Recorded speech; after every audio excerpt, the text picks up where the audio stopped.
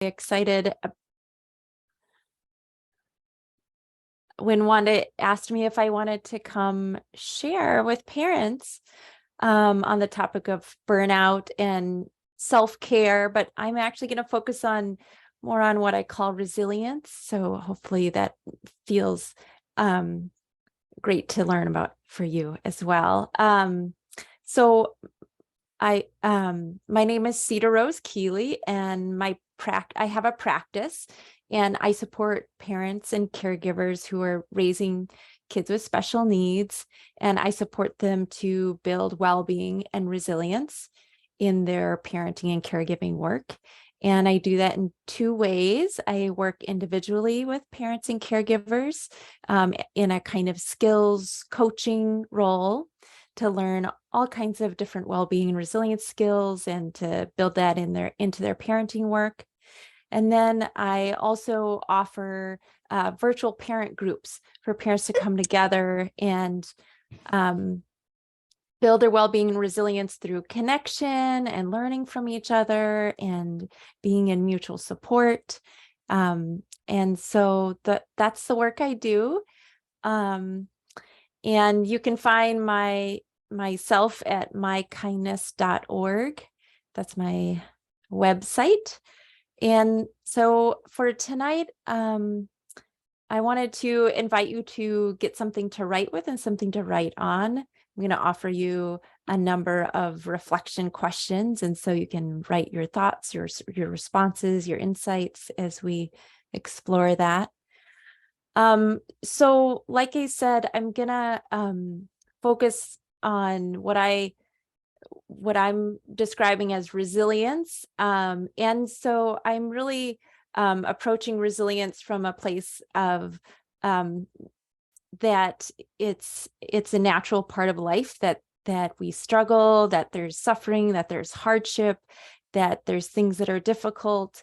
And so resilience is learning how to relate with that in a way that allows us to move through it and to be more integrated and whole and to find our way through it. And so tonight I'm going to offer some skills and concepts for how to support yourself before, during, and after a hard experience or a struggle.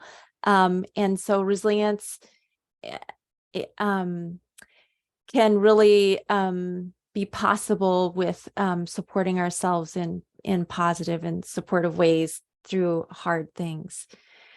So, so some of the things I'm going to offer are, I have a handout that is a reflection exercise for thinking about meeting your basic needs as a parent or caregiver. And I also have another exercise about exploring and clarifying what your parenting values are. And I have a few mindfulness skills to offer and a resilience reflection. And so these each can have helpful use before, during, or after a hard experience. And then I wanted to focus some tonight on what I've learned working with parents and caregivers who are raising kids with special needs, because I feel like that's really just amazing wisdom that I have been fortunate enough to get to learn working with parents and caregivers. And so I wanted to share some of that. So for questions, I'm going to invite you to share your thoughts on things a bunch of times during our hour and a half together. And so you can ask questions then or at the end. I'm not going to pay attention to the chat box until the end. So if you put something in there, I just won't see it till the end. So the first thing I'm going to invite you to contemplate or think about is your sense of choice. And so I just want you to be tuned into this as you consider the different concepts and exercises I'm going to offer tonight for you to choose. So I like to think about I kind of like to describe it as feeling open or like warm towards something or drawn towards something or naturally moving in that direction is kind of like what a yes feels like, or like choosing something. And so I want to invite you to be curious about what that's like for you when you feel a yes, or like open or warm or drawn towards something. And then to also be curious about what it feels like for you when you feel a no, sort of like a closed or pulling back or drawing away. And so part of yes and no is like your own intuition about if something is a good fit for you. And so I want to invite you to listen to your open or your yes and your no tonight as you think about, is this a good fit for me? Is this something I want to try out or think about, reflect on, or am I feeling drawn away from it and it's not feeling like a fit for me? And so I want to invite you to honor that intuition. And especially because I'm going to offer a guided mindfulness exercise shortly here. And with a guided mindfulness exercise, I will ring my bell and I will give you instructions for a way to guide your awareness that can be helpful for calming your nervous system and relaxing. And so this is a great, this mindfulness exercise are some nice brief mindfulness skills that you can use in the moment while parenting or outside of a hot moment to just help yourself feel more supported or calm. And so it's really important for you to decide if it feels like the right thing to guide your awareness to try this out or not. And so really listen to yourself and whether you're feeling drawn to try it out or pulling away from trying it out. And if something about it starts to feel uncomfortable, to just step away. You can always listen to it and not try it, or you can just ignore the whole thing, or you can try it and listen to yourself as you try it and respond to how you're feeling. So I'm going to start, but I want to invite you to just kind of notice your body for a moment, maybe shift a little bit, get comfortable, see if you can sit in a position that feels strong and healthy, but also relaxed, to just kind of as a way to start to welcome your awareness to yourself as you try out these mindfulness exercises. So I'm going to offer two. One is just a long, slow out breath. And the other skill is bringing your awareness to the sensations in the bottoms of your feet. So it can be great to do this standing up because it's a really great exercise for when you're standing up, when you're parenting and on your feet. But I'll also offer that you could bring your awareness to the sensations in the bottom of your butt, pressing into your seat, or the bottoms of your hands, wherever they're making contact. If one area of your body is more comfortable for you than the other, you can figure that out for yourself, figure out which one feels more supportive. Okay, so I'll ring the bell to start, and then I'll ring the bell to end, so you'll know when the end of focusing on trying it out is.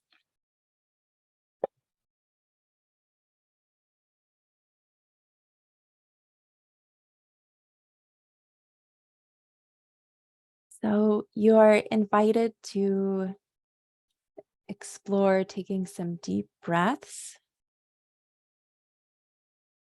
and to try out a long, slow out breath with each deep breath. Maybe 7 at the most. So breathing out long and slow. With that long out breath, you could also explore imagining a sense or tuning into kind of the natural pull of gravity of the weight of your body kind of settling down as a way to kind of settle down yourself or to slow down, to relax, or you could just, with the long out breath, invite yourself to relax.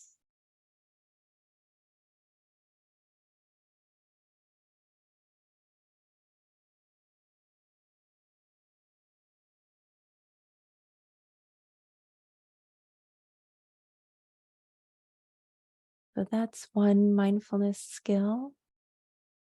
And then the other is bringing your awareness to the sensations of the soles of your feet, the bottoms of your feet.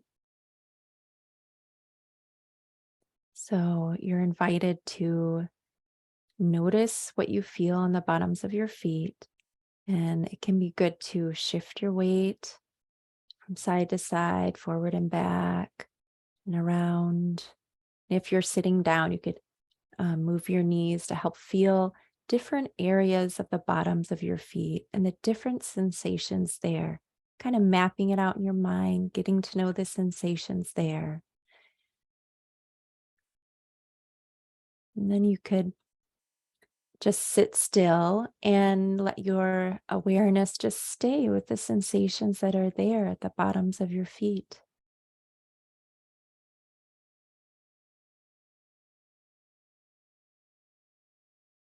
You could also notice the weight or pull of gravity as your feet kind of sink into the floor.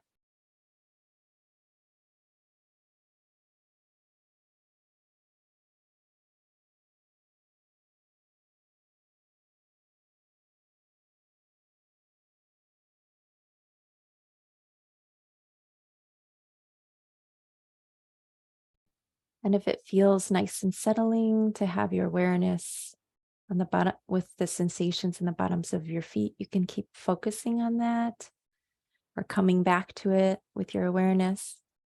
And if you want to try another area of your body, you could bring your awareness to the bottom of your butt where your upper legs and butt are making contact with your seat.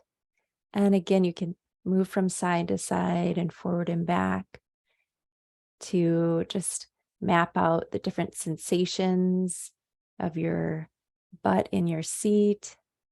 And then you could sit still and let your awareness just be with the sensations in the bottom of your butt, pressing into your seat. You could also notice the pull of gravity or the weight of your body just settling into the seat.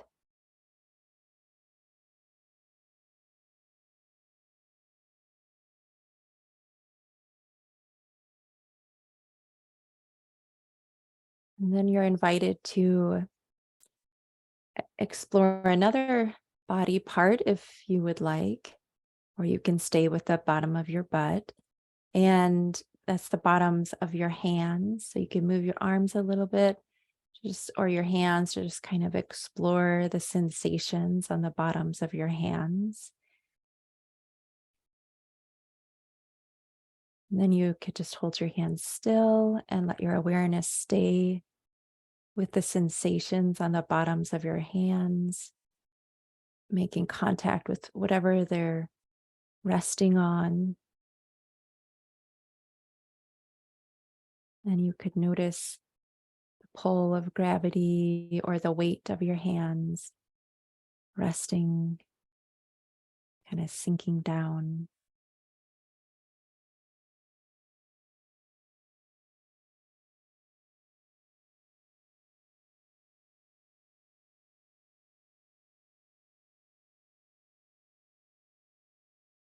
And before I ring the bell to end, you could try out taking another deep breath and a long, slow out breath.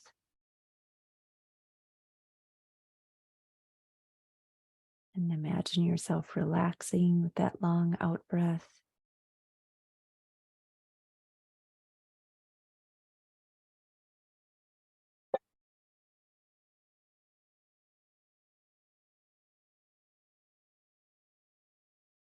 And you can transition slowly, gently from focusing on trying out those mindfulness skills. And so those two skills are really effective at calming our nervous system for most people. And so can be a really helpful tool in the moment when we notice we're starting to feel overwhelmed or stressed. Either one of those, or both.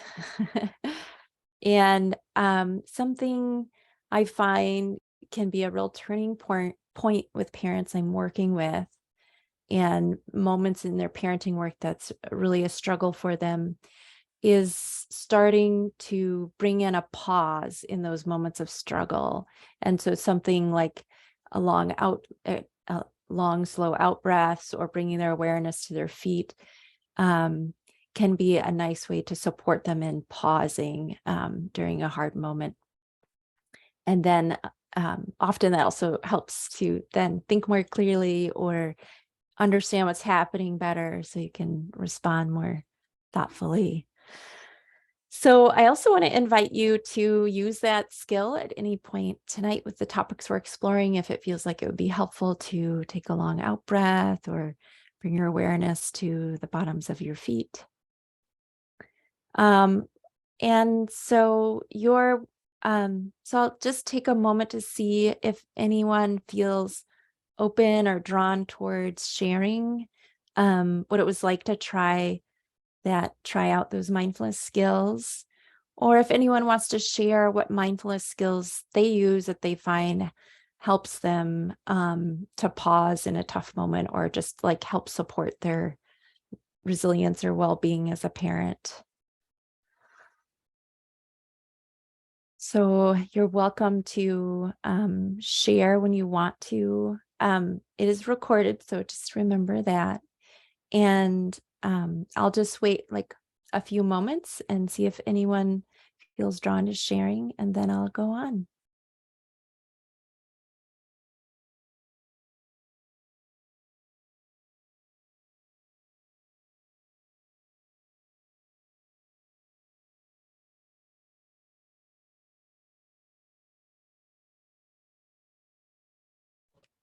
So during moments that I'm overwhelmed, I tend to get in my car, even with the kids, and I listen to a book on Audible. Nice. Yeah. And I just drive around and calm down and show them things that distract them from whatever they can't explain what's happening.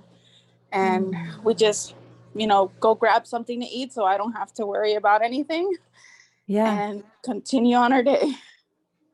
Oh, that's beautiful. Oh, that's wonderful. Great. Thank you for sharing.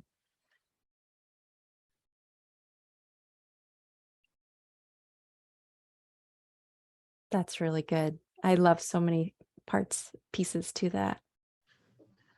Cold water in my hands, splashing cold water on my face. It very much grounds you, kind of forces you to be in the moment. Yeah. There.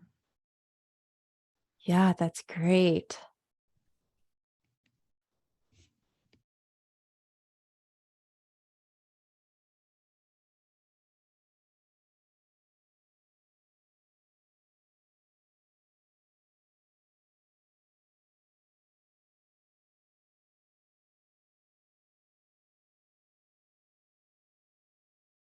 Okay, so I'm gonna now offer some time for you to think about your needs as a parent or caregiver. So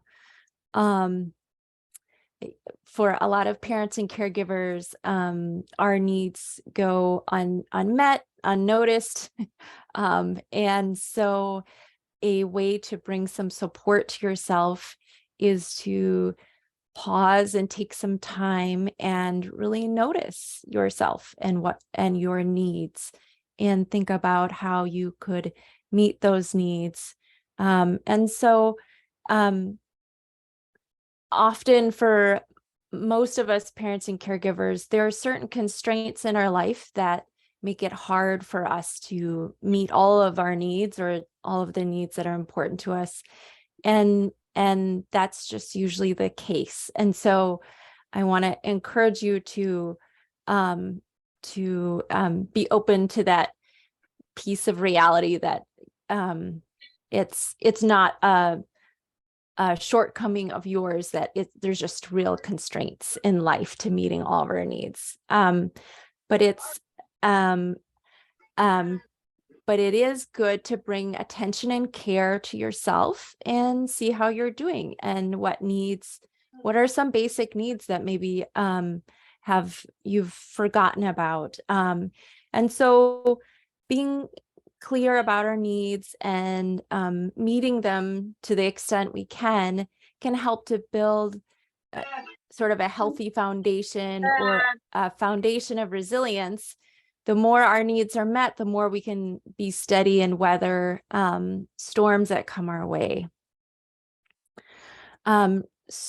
So I've created an exercise, a reflection exercise that you can do on your own. And I'm just going to kind of share it and show you it. And then I will, let's see, I'll read through the list so you can just like make a note if you want to, or just like start to bring a little care and attention to what are your needs and what is important to you with meeting your needs, and what could support you in meeting your needs. So I will screen share this.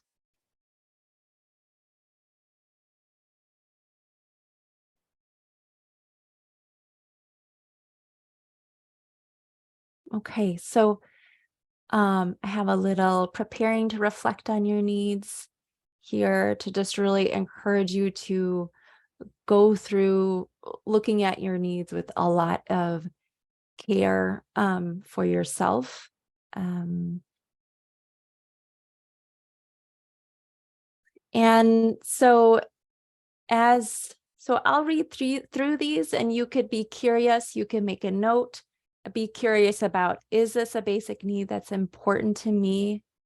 Do I feel like I'm meeting it enough? If not, what are the barriers that make it hard for me to meet this need? And what would be supportive or help me to be able to meet this need enough? So you're just invited to listen to yourself and notice if a need, and reflect on these things with these different needs. So 7 or more hours of sleep a night.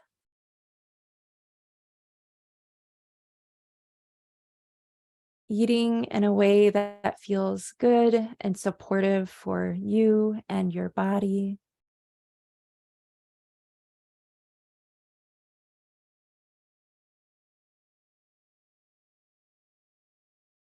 Bathing as regularly as you want. Drinking enough water.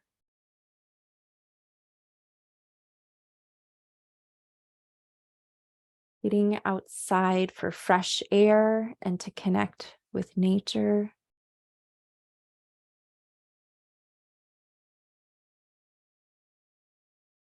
Time with people you enjoy connecting with.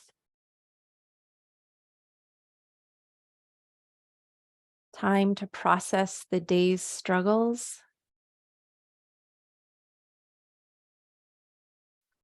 Time to do personally restorative activities.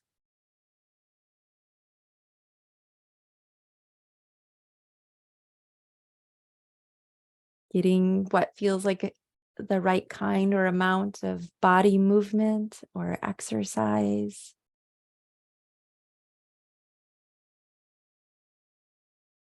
screen-free time or activities where you can get to enjoy your child.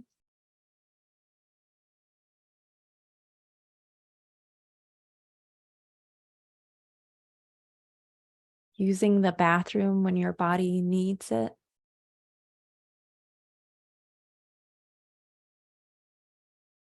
Healthcare, getting medical care for yourself in a timely manner.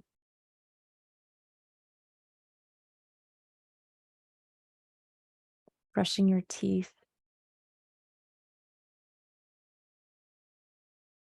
Regularly completing the stress cycle. So I'll share more about the stress cycle later on, but maybe something feels instinctual for you with that already.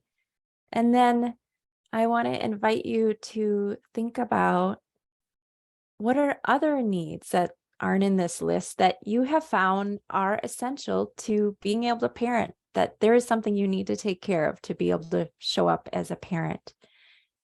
And so you're invited to reflect on or write about your needs, and especially I want to offer a few more questions for you to reflect on. You could write about them, and if you feel open to or drawn to sharing, you could also share them, share your thoughts. So the questions are, what are some things that have helped you to be able to meet your needs as a parent or caregiver? So it's a great opportunity to share what you found works or helps you with meeting your needs, because other parents and caregivers are here trying to figure that out too. And so you could look back and think about, was there something you did that helps to start meeting a need more? So some examples I've heard from parents are developing a belief that their needs are important, developing skills to speak up for their needs, developing skills to ask for help, figuring out logistics like getting up at 5 a.m. to be able to exercise. So what has helped you to be able to meet your needs as a parent or caregiver? And then are there other needs that weren't on this list that you found are essential to being able to parent?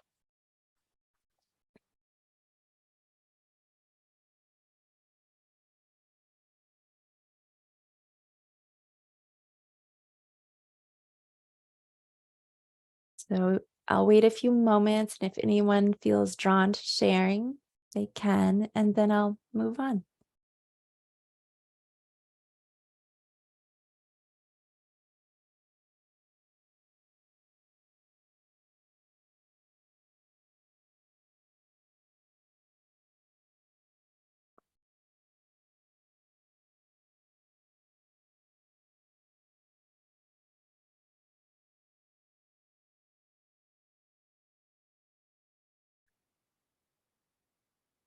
And Wanda will email out and the handouts and reflection exercises that I'm talking about tonight. And then also we're hoping to post them on the website with a recording so you can get them there too, to take some time with them.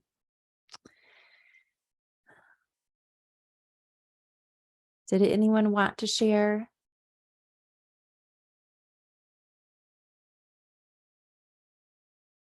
Okay, so I'm going to now move into sharing an opportunity to think about burnout as a parent. So I think it's helpful to think about burnout in a range of that. It can look different for different people. It can be different levels of burnout, different intensities of burnout. And that what's really helpful is to learn what burnout looks like for you. What are thoughts or feelings that are a part of when you hit burnout as a parent? And so I want to invite you to, if you feel drawn to this, to be curious and reflect on what is it like when I hit burnout, or when I'm starting to get to burnout? What do I know about myself? Because when we bring awareness to something like burnout, then we can really learn more from it, learn more about what is supportive for us, what we need, what is needed in our situation. And it can be quite uncomfortable as parents and caregivers to say that we've hit burnout, because as parents and caregivers, we tend to think it's a sign that we've fallen short, or we're flawed in some way, or we're not enough. And when people have thoughts like that, it's usually an indication that actually there's something out of our control that is why we're hitting burnout. And so we're sort of like, we've done everything we can, things are still hard, and so we sort of like blame ourselves. But actually, when we start to do that, that means that there's things that are outside of us that are a big fact, or are contributing to our burnout, that aren't necessarily our responsibility, but we're trying to make up for it as a parent. So I think of this as like, because as parents, we're trying to make sure our kids' needs get met. And in a lot of ways, our society is falling short of supporting us and our kids. And so we end up internalizing that as like, we're falling short. And so I invite parents to think about, freeing themselves of that extra burden. Like, there's enough that you're responsible for and you're caring a lot about, and to, give that burden back to society. So I'm going to share a definition of burnout. And so you're invited to think about what burnout is like for you. And you might think about, there might be certain times of day that you notice you feel burnout.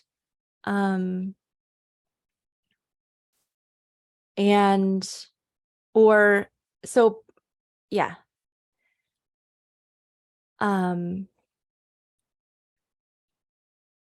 Just a second.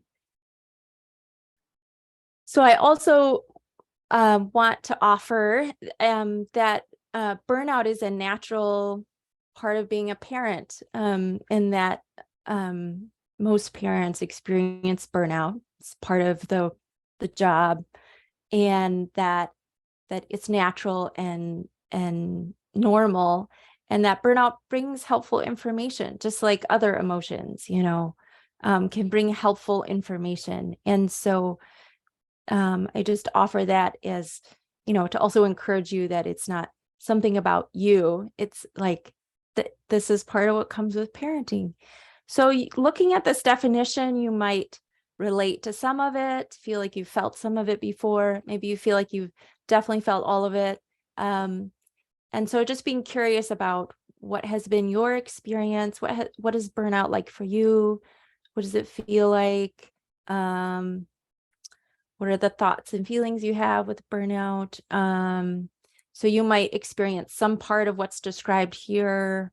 And so just reflecting and being curious about your experience of burnout.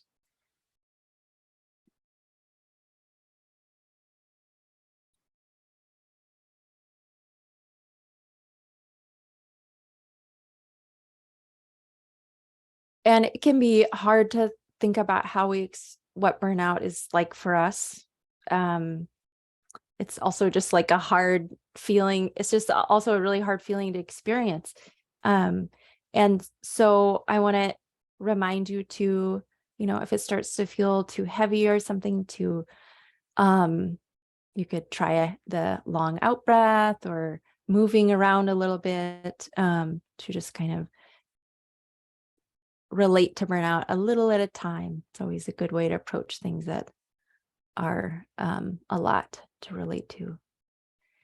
So if anyone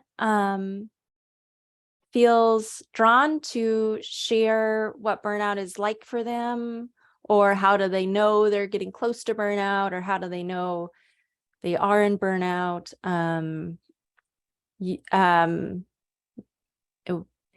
that would be great if you feel drawn to sharing, but also very important to listen to yourself if you don't feel drawn to sharing, to not share. And if you do feel drawn to sharing, then that would be lovely.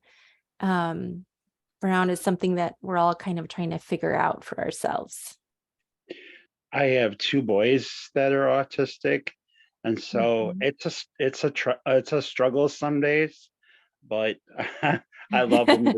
I love them very much. My youngest is 11 and my oldest is 13, and my youngest is more on the high spectrum, and my oldest Mhm. is more on the low. So it's a challenge. Um, Mm. each one are different. We both get tired at times. It's yeah. I can go on and on and on, but we had someone helping us out a while back ago with our boys, but then it didn't work out, Mhm. and she wasn't able to help us out anymore. So now Mm. we have someone that helps us with our son. Mhm. Um, he comes in and helps us out with him with just like some activities and trying to get him to do like wipe the table and just a little, and we're trying to get them to use the bathroom and all that. And so, and Mhm. that's a huge, um, I mean, it's a struggle with having them use the toilet. Yeah. Um, Yeah. So you we have, mentioned we tired have, is something you notice, or when something is a challenge, might be kind of something you notice of when you're hitting burnout or just getting worn down. And then it sounds like bathroom skills is something that can be hard. Yeah. Mhm. Um, are there other people that you know or other agencies? 'Cause I don't know, are you familiar in Neilsville or not really? The Neilsville area? We're I'm kind of, not. No. we're kind of, if you're familiar, Marshfield in that area, we're Mhm. just kind of west to southwest of Marshfield. But Mm. anyways, we go on to the care.com, and we're not having any luck with trying to find anybody. And I don't know, do you know anybody that would be willing to be interested in doing respite? I mean, I don't know. I not in that area, and I don't know much about specific like respite providers. But yeah, so I would say, yeah, I imagine you have a CLTS service coordinator Yep, or yep. case manager. Mhm. Yeah, that's usually the person that parents go to for about respite. Yeah.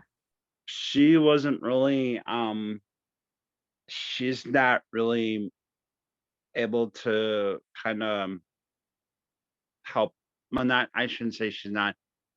She doesn't really have any ideas, or I'm not sure how to say it, but we're not getting much help in that. She Mm. helps us with things that we need for our boys, Hmm. but it's other things like looking around. We kind of have to do that ourselves. So, but Okay. Well, I don't I'm know. sorry. Maybe Autism Society has some resources. I'm not sure. So you could look on their website. I don't know. Um, but thank you for sharing about Yep. that. Yeah. All right. Um, so I'm gonna move on to the next topic, which is that I wanted to share some things that I've seeing can really contribute or be a part of burnout for parents and caregivers doing the work of raising neurodivergent kids or kids with special needs. And so one of them that I've observed is the stress that can come with navigating services and working with different providers, professionals, and institutions, organizations. And it's a subtle thing that I really notice with parents is the inherent power difference that can be there, and the complexity of navigating that, and that it can be an experience where parents can feel a loss of power. And that's really a hard experience as a parent when you're trying to get your kids' needs met.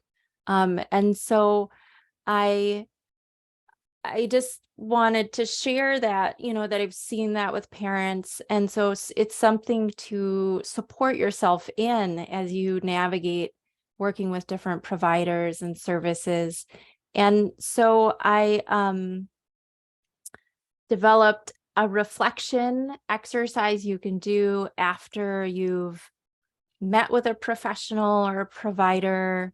So a big one where this happens, that's where parents feel really impacted, and it's really difficult, is like after an IEP meeting. But it can be the case after working with any professional. And so I will share this reflection, this set of questions. So the first questions I offer for a parent to think about is placing the burden of responsibility on the right party. So a lot of parents really take on responsibilities that, like in an IEP meeting that after an IEP meeting, that are actually really the school's responsibility. And so so taking some time to reflect on like whose responsibility is what, and so that the parent isn't taking more responsibility than they should, or the child or the school. So thinking about what are the responsibilities of this party and what are not the responsibilities of this party. So this can be helpful for finding clarity and also not overburdening oneself as a parent. And then the next set of questions are around helping to reflect on, okay, what can I gather from this experience with this professional or this organization that is going to help me as I move forward with my child and getting their needs met. And so thinking about what can I learn about myself as a parent? What can I learn about my child? What can I learn about this organization or institution? And how do I want to use this information moving forward? And what were moments of resilience? Like what did work well? What was like helpful in our interaction? And so there's a lot to gather from each interaction with providers or professionals that can be very helpful with informing how to navigate things moving forward. And then the next set of questions is taking some time to reflect on what matters most in your relationship with that professional or provider or organization.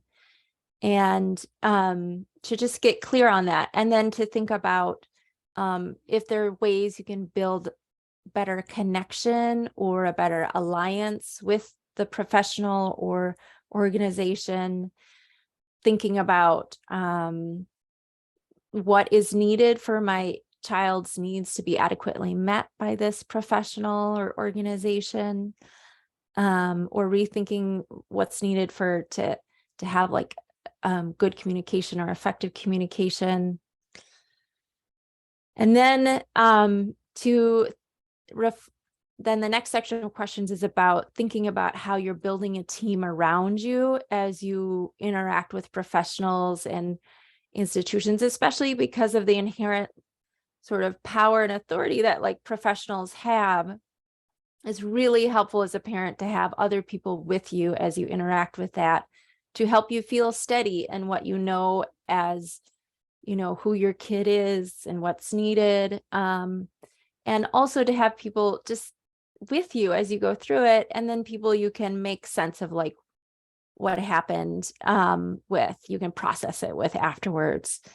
So building your team, thinking about who can come with you. A lot of parents share with me how once they started bringing other people with them to IEP meetings, it was so supportive for them. So like bringing their CLTS case manager, service coordinator, or a relative that's a part of helping to raise your child, or a friend, or your and so or you know, professional advocacy groups, and that parents are like, why didn't I do this sooner a lot of times. So I just want to encourage you that that's really really supportive to build a team around you in general with the work you're doing raising your child, but especially when interacting with professionals and organizations or institutions. And then after interacting with a institution or a professional, sometimes we can feel pretty stressed or depleted. And so it can be good to think about, what do I need to complete the stress cycle? So as humans, we have a stress cycle that is evolved from long ago. So, you know, if we saw a lion, our stress would get activated, and then we would like run. And then when we got back to our village and we were safe, we would feel safe and connected with others. And so thinking about things that can, and then our stress cycle would be complete. And so thinking about things that help your body to feel safe and connected can be a good way to complete your stress cycle. Also, like super active exercise, you know, like running, can also help to complete your stress cycle. And so there's a series of questions here. And so you can think about, you can look at these and think, which one of these do I, like when I do this, do I feel more safe and connected or at ease and free of stress? And so getting to know what helps you to complete your stress cycle is important, and attending to that, because when stress builds up over time, it's hard on lots of things in our bodies, and of course is a big part of burnout as well. So this material about the stress cycle I got from this book called Burnout: The Secret to Unlocking the Stress Cycle, if you're interested in learning more about that. So I would like to invite you to share what you have found helpful and supportive for you as a parent after stressful or depleting interactions with professionals or organizations, and also what has helped you to build stronger alliances with professionals and organizations and stronger connections. So both how you've supported yourself after a difficult interaction and what has helped you to build stronger alliances and connections with professionals. So if you feel drawn to share about those topics, that would be great.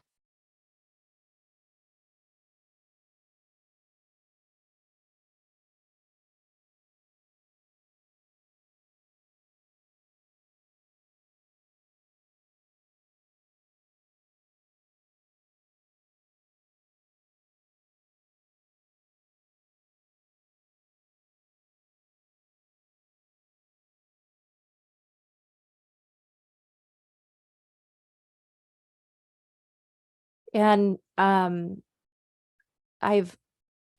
parents have often shared that when they have built up that team around them or built strong alliances with professionals, that is also really supportive, and also really helps lessen the experience of not having power or being disempowered when working with professionals. Okay, the next thing I'm going to talk about that can be a part of leading to burnout, or just to be a part of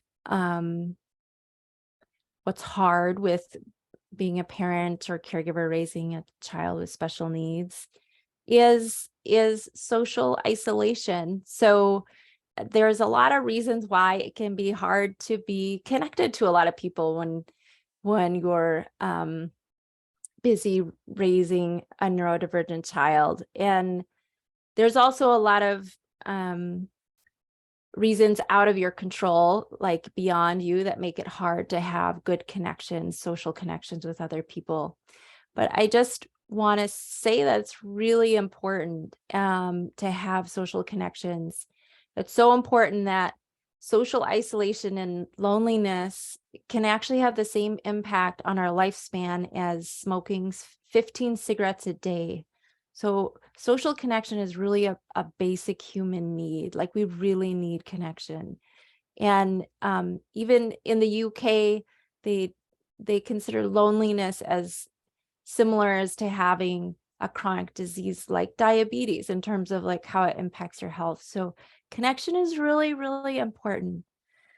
It's so you could think there's all kinds of connection, friends, family, pets, spiritual connection, like with the divine, or connection with nature and animals, and connection with professionals and providers. And so I want to encourage you to think about how to value connection, honor the importance of connection, build it into your life where you can. Different people need different amounts of connection and like connecting in different ways. So it's good to get to know like what is supportive for you when it comes to connection. There is I want to mention that there is this unpaid caregiver service that is covered by CLTS, and most providers who work with your kids through CLTS can also take some time with you and bill to CLTS. And so it's a great opportunity to to have a connection with someone who is understanding your kid and can support you as you learn about your kid as they grow and change, and also as you're navigating parenting. So it can be a really great source of connection and support.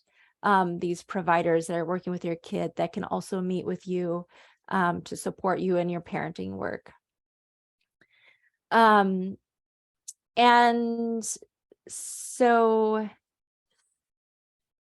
I want to invite you to consider these questions about connection for yourself, and you could write some notes about it as you think about it. And then you could share with us, if you feel drawn to share with us, about what works for you with connection. Another piece of connection that is supportive and important with parenting work is asking for help and accepting help. This can be hard for a lot of us parents to do. And so, but it is also a really meaningful opportunity for connection, and it's also supportive for our parenting work. So take a moment to write about and reflect on what kind of connection you like. What kind of connection feels good to you, or supportive, or nurtures you, or fills up your cup? What kind of connection do you like? And then how does it feel when the connection feels positive or supportive for you? Like, how do you feel when it feels supportive for you? And then who do you like to connect with? maybe there's someone you haven't been around in a while that you realize you really like to connect with them. It's a really positive connection when you're with them, and you'd like to, reach out to them more or something, or build that connection. So who do you like to connect with? And maybe you might really like connecting with professionals and providers because it's helping you to understand your child, and it's supporting your parenting work. And then you're invited to think about whether you are comfortable with asking for help, or if it's hard for you, or if you're comfortable with it. And if it's hard for you, you are invited to consider what could be the benefits of asking for help, both for yourself and the person you're asking to help. And then it's really important with parenting work to think about who else could support the work I'm doing raising this child. Who have I not really asked for help with that maybe I could? And to think creatively about what skill set does that person have, or what could they do? How could they help? Maybe it's like taking care of something around the house, like fixing something, or maybe it's, taking something with your pets, but like there's a whole lot of different ways people can support us in our parenting work. And you could also think about paid professionals. Are there more things you can ask for help with paid professionals, and different ways that they might be able to help? You can always ask, and to think about, so really thinking about who else could you ask for help, and in what way could they help you, and to really build that team around you in your parenting work, or that community that is a part of your parenting work, to support you. So that was a lot of questions to reflect on. Would anyone like to share anything from thinking about those questions or this topic of connection?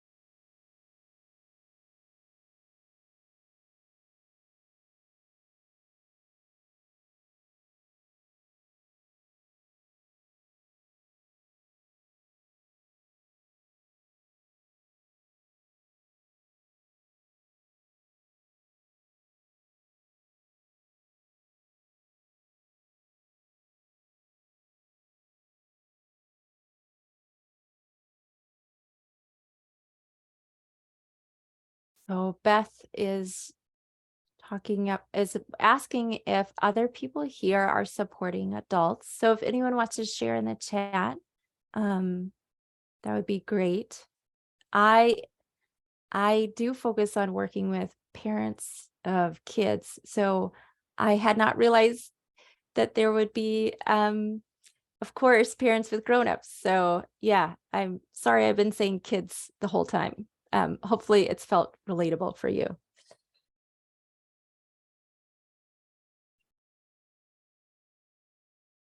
So there is another person here supporting a grown-up as a parent. And then Beth shared burnout over decades. And another parent is also caregiving for their mom and their son together, living together. So yeah, it's a lot of work. Okay, there's a lot of good conversation going on in the chat. I'm gonna keep going with some topics, and because I have more to share, and if you want to share something, that would be great. And then at the end, I'll take some time with the chat too, if there's more in there. So another area of hardship that I see parents experience and caregivers is this kind of internal conflict between social expectations or expectations and who their child is, who the person that they're supporting is. And so it can be supportive when parents really come back to being curious and about who their kid is and learn and being on this kind of ongoing learning journey about their kid, and to bring some awareness to when they start to notice that the shoulds are getting really loud, like my kid should do this or that, or when there's this expectation that is just really in conflict with who their child is, and to bring some awareness around, oh, is this a social expectation that just really doesn't fit who my kid is? And is it one that we can free ourselves of? Is it non-essential? Like, can we let go of that?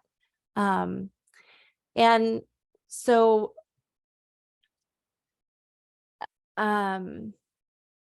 it's very much a process of like doing that again and again, because there's so many different social expectations that come up, and we're constantly learning what works for our kid and who they are.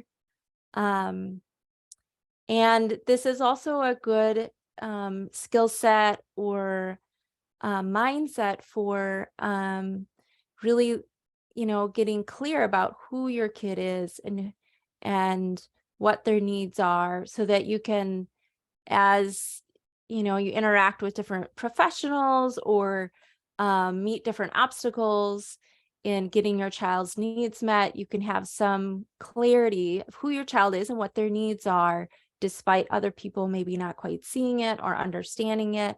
And so that's also a supportive piece to pay attention to as you parent, to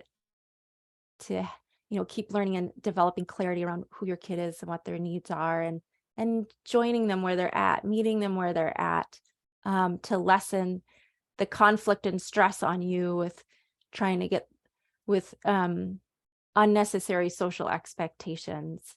And then part of that is also giving yourself space to grieve.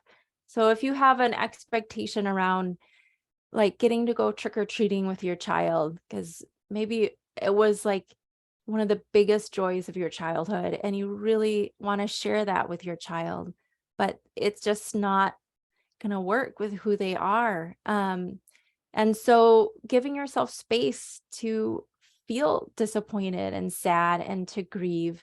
And that grief is really what helps us to move through things, to help us to move to what's next, to be open to who our child actually is and meeting them where they're at. So that's another piece that I see can be wearing on parents over the years. And it can be supportive to come back to being curious, and to also give about who your child is, and then to also give yourself space to grieve lost dreams or hopes. So if anyone wants to share what helps you to keep coming back to being curious about who your child is and meeting them right where they're at, or what helps you to free yourself of unnecessary burden around social or societal expectations that are just making things too hard. If anyone wants to share what helps them with that, I'll wait a few moments for you to share if you want to, and then I'll go on to the next topic.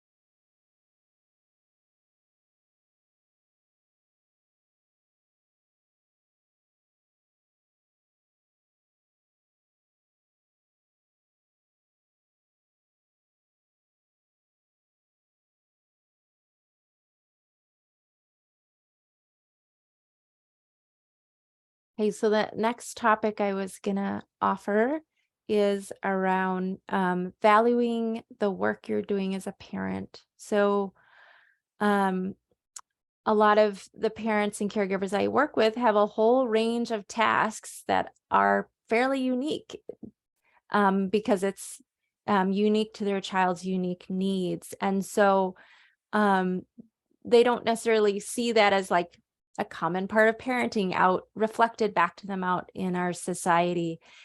And it is and there's not a lot of other people seeing that work because it's like, you know, caregiving work, which is usually just at home with the person who needs the care. And so no one is really seeing the work or acknowledging it or valuing it. And so that can be wearing over time. And so it can be really supportive to slow down and look at your tasks, what you do, what your child needs, how you support them in unique ways, and to get really clear in your heart the importance of those tasks, like why this is important, and to really invite yourself to value and appreciate what you're doing, the work you're doing, to know the worth of needing 2 hours in an intricate process to be able to wash your autistic child's hair in a way that allows them to not get totally overwhelmed, that to know the worth of the work you're doing that often goes unseen and unacknowledged by others, but you can acknowledge it and you can value it and you can connect to the why. And you can also connect to other people in your work, like respite providers or other professionals, to work together and share tasks. And that can be a really supportive way to, problem solve together, relate with each other, and value each other's work and the type of work you're doing. And then on this, related to this topic, are the to-do lists, the scheduling, the coordinating, the to-do lists. And with a lot of parents and caregivers I work with, these can become a really huge source of stress, the to-do list. And so I just want to invite you to be curious about what your relationship is with your to-do list, and to think about how you want to relate to it, how you want to use it as a tool.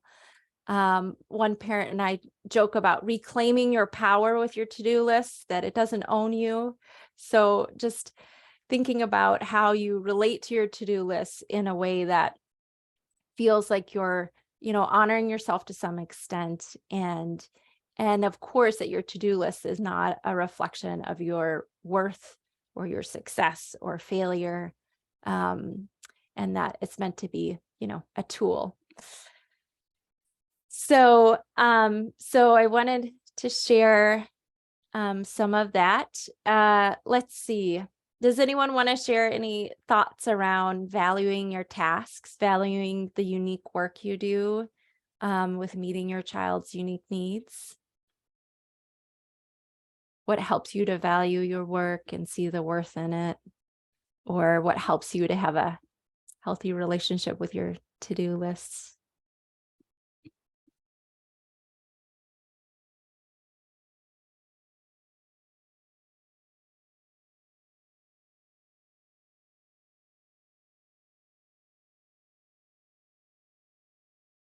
Hey, so I'm gonna share a reflection exercise. Was someone gonna say something?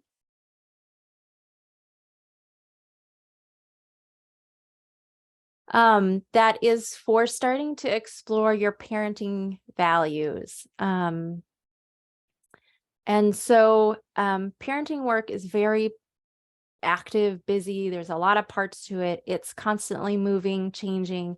So there's often very little opportunity to stop and connect with what is our deeper sense of meaning and values in this parenting work that we're doing.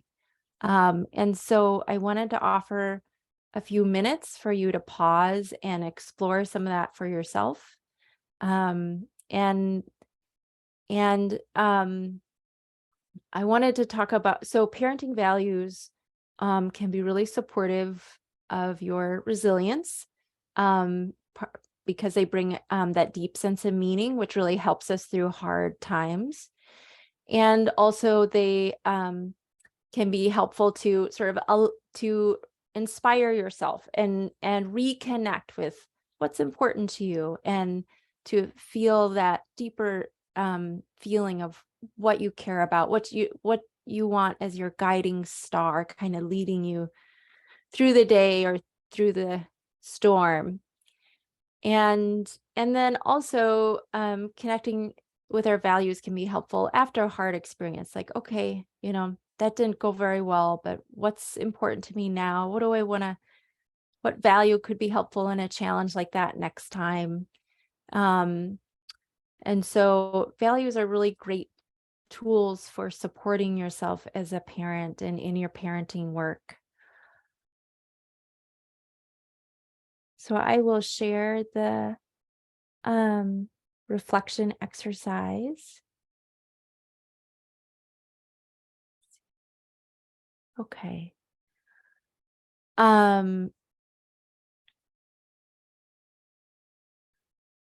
So what I recommend is, so this reflection exercise has a series of questions.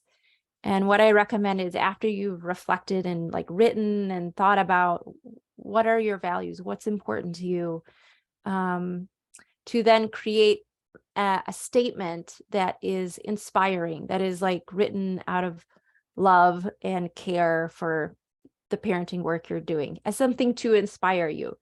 And it's really important to not look at your values as a way to measure your worth or how you're falling short. That's not supportive. So to relate to them in a way that is supportive, that energizes you and supports the work you're doing as a parent. And then once you have outlined your values and created a statement or a piece of art, something that helps you connect with your values, then can be helpful to bring in some discipline, like regularly connecting with them, regularly revisiting them, regularly thinking about them. That's what's going to help to make them more innate and a part of your parenting work. So first, I'm going to stop sharing this just for a second. So first, I want to invite you to just reflect on why for yourself it would be meaningful or supportive to reflect on your values, to clarify your parenting values you want as your guiding star as you parent. So you could write down why you think it would be important or helpful to define your values.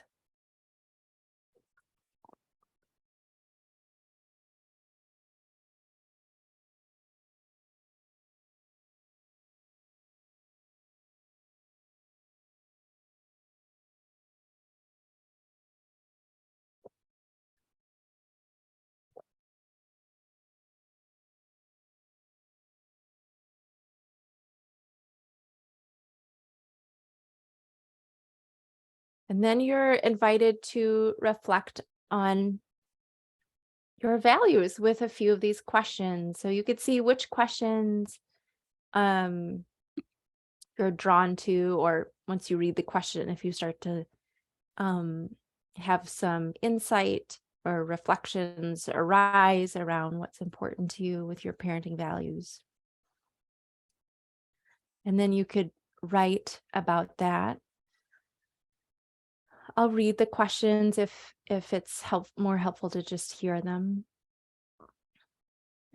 What impact do you want your parenting work to have on your kids, in their future, for your family or others? How do you want your child or children to feel when they are around you, when they're in your presence?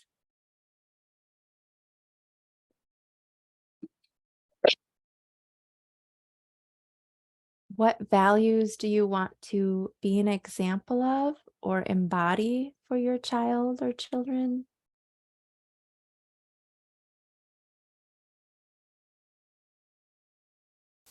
And finally, what are the values you want driving your parenting actions, guiding? Where do you want to parent from? What values do you want driving your parenting actions?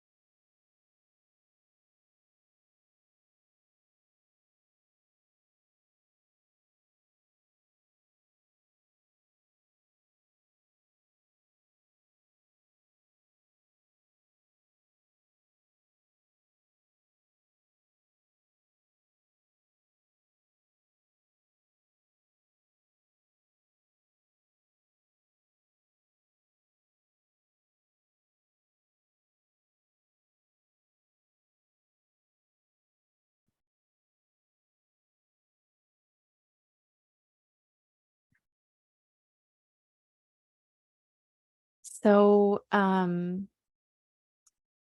gonna just kind of pull things all back together that I've talked about tonight,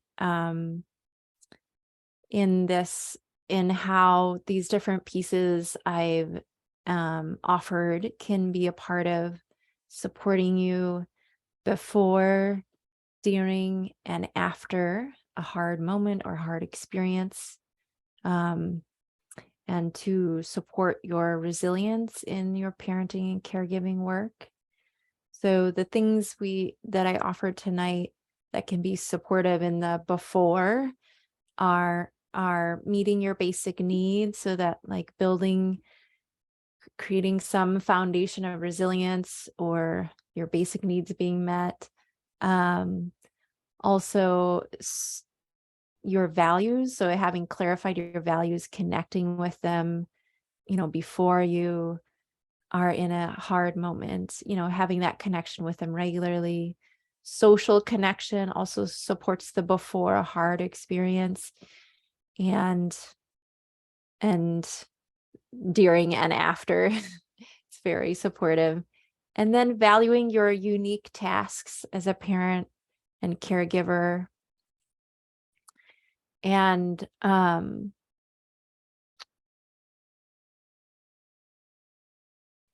also, being curious about who your child is and learning about them is helpful, before, during, and after as well, because it helps to make sense of things. And then for what we explored tonight, for during a hard moment, there's the mindfulness skills, the long exhale, bring your awareness to the sensations in the bottoms of your feet or your butt or your hands. Those two skills really help to calm the nervous system.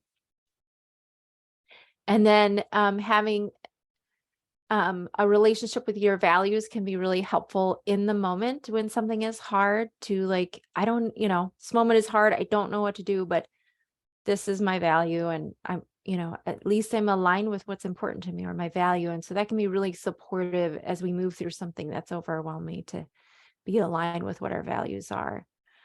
And then what I offered tonight that supports supports your resilience after something hard, or sometimes people use the phrase bouncing back after something hard, is the set of reflection questions, the resilience reflection questions I went over, that you can use after interacting with a professional or an organization, but it really can be used after most hard moments. You can just switch out the word institution for something else, and is a great reflection tool. And then thinking about how what works for you for completing your stress cycle with your body, and that the some ideas for that is in the reflection questions. And what can also be helpful after a hard experience is again being curious about your child and learning, like what can I learn about my child? What was like an unnecessary expectation that was placed on them, or what was a responsibility that was placed on them that actually like belongs on me or somewhere else.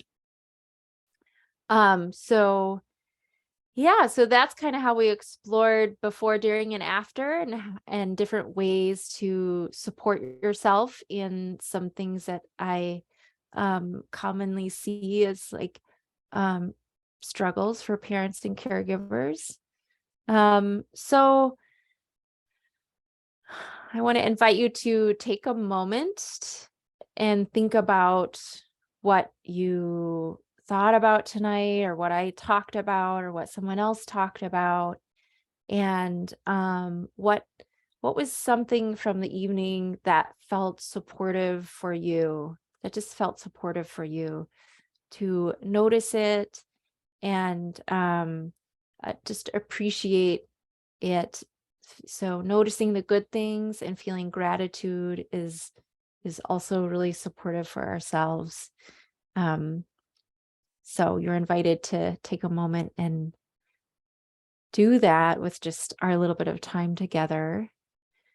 And then you're invited to share. So to share what you noticed was supportive for you, or if you want to share something you discovered about your values, or something else from tonight that you now feel drawn to share, you're welcome to share. Or if you have any questions about anything I offered, you're welcome to ask questions. So yeah, please bring what you want to bring.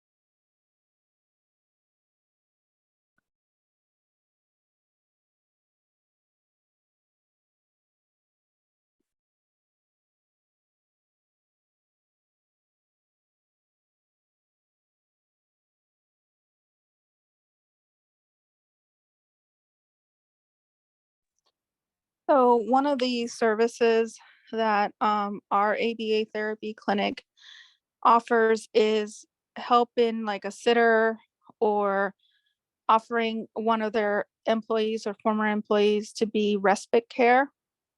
Mhm. And it cannot be the same therapist that you use, unfortunately, Mm. even though our kids have our favorite, but we've never used any of their services before.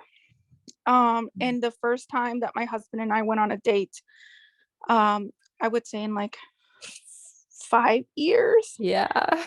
was like last week. And I finally, like, we don't have family here because we're from Florida. Mhm. And it's really hard to trust someone when you have a child Yeah. that's nonverbal. Yes. And Mhm. I was like, you know what? They offer, one of the therapists is taking some time away for her, family. Mhm. But she offered to babysit. I'm like, you know what? I'm going to do it. And I had Mm. to learn to be able to trust someone that I know is a good person, because she's been in my home. I've seen her work with my kids for 2 years. Mhm. So Mhm. I felt confident that it Mhm. was the right choice for me. Mhm. But just being able to hire anyone off the streets, like, I can't do that, Mhm. because my 6-year-old, who's the oldest, can't really tell me what's happening. And Mhm. while my 3-year-old can, he has a dairy allergy. It's an autoimmune disorder apart from Mhm. autism. Mhm. And so he has a very restrictive diet because of his allergies. So it's really hard to trust someone that understands autism and how different they both are and their needs and like the other health issues that they may have. So I had to learn to like let go, and we had a really great time. We went on a double date. I didn't have to worry about anything. When I came home, like my kids didn't go to sleep. I came home at 11. They didn't want to go to sleep because I wasn't home. But when they saw me, they were so happy and excited to see me. And, you know, I've had a great night for the first time in like 5 years. So I think like every parent should try to, you know, connect with their spouse. Try to reach out to someone that they trust, even if it's like a one time in like, you know, a month or every few months, just to reconnect and to go on a date. Or even like, I think in one date, we just like, you know what, I just feel like eating Burger King and sitting in the parking lot without the kids. We did that, and my best friend and neighbor, she watched the boys for like 2 hours. And we went to Burger King and then we went to Cheesecake Factory and picked up cheesecake. But it was just trying to just whomever you can trust, leave your kid and go do something for yourself. That would be like my biggest advice, because it really helped at least me with the mental strain of juggling so like such difficult schedules. Each one has 24 hours of therapy, plus school, plus all the other extracurriculars and swim class. And so you kind of let go of yourself in other areas. Like my house is in shambles, but they're happy, fed, and they have everything they need. So you just have to at least like once when you can, to do something for yourself and your spouse. I think that would be like the one thing I've learned that was really, really hard, because it's so hard to like, I can't leave him. He can't tell me what's going on. What if they abuse him? What if this happens? And you have all these scenarios in front of your head. So that would be my one thing. That's beautiful. That is so great. I wonder if we should stop recording. So if people wanted to share, but they didn't want to be recorded, they could share. What